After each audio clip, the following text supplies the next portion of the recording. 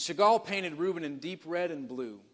And at the top of the window, unmistakable, luminous, there's this dominant image of the entire panel. It's the radiant circle, the sunrise.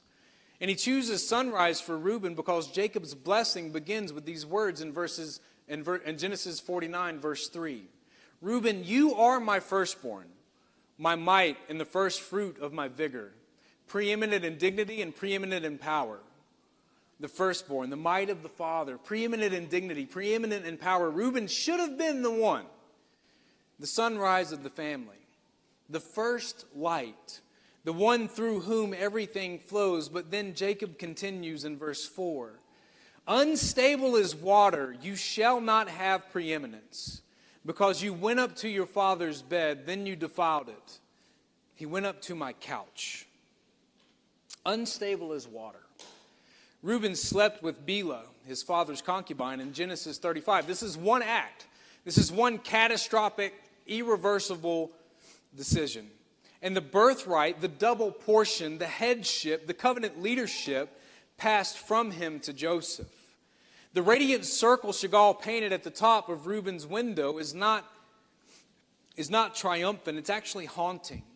The sunrise of a man whose potential was not fulfilled, the light that rose and faded.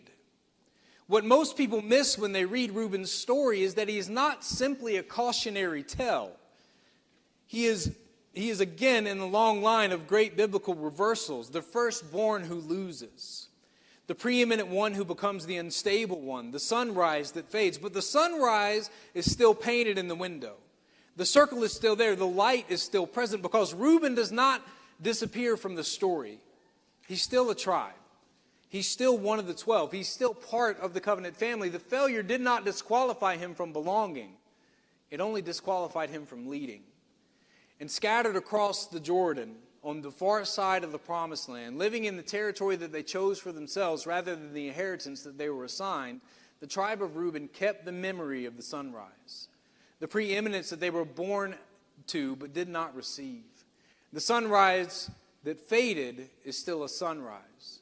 And the God who painted it on the east wall of a Jerusalem synagogue is the same God who does not discard what failed. He redeems it.